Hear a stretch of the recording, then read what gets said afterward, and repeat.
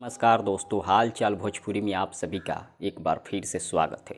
दोस्तों, बहुत दिनों से आप लोग इंतज़ार कर रहे थे कि खेसारी लाल यादव का टी सीरीज से कब गाना आएगा और बहुत सारे लोग कमेंट कर रहे थे कि इस चैनल से खेसारी जी का गाना कब आएगा। लेकिन अब इंतज़ार का घड़ी समाप्त हो गया है और उसका पोस्टर रिलीज कर दिया गया है।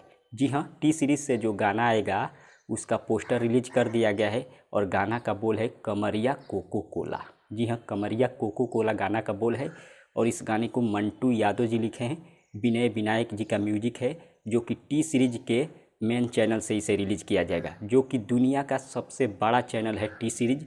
उसी चैनल से इस गाने को रिलीज किया जाएगा और कब रिलीज किया जाएगा इसका खुलासा अभी नहीं किया गया है। केवल पोस्टर शेयर किया गया है फेसबुक के माध्यम से और बताया गया है कि टी सीरीज से ये गाना आएगा। खेसारी लाल यादव जी बहुत ज़बरदस्त तरीके से गाए हैं, लेकिन कब रिलीज किया जाएगा इसका अभी खुलासा हो सकता है अगले वीडियो में कर दूंगा, लेकिन अभी नहीं किया गया है तो इसलिए मैं अभी खुलासा नहीं कर सकता हूं। फिलहाल इतना ही, मिलते हैं अगले वीडियो में। धन्यवाद।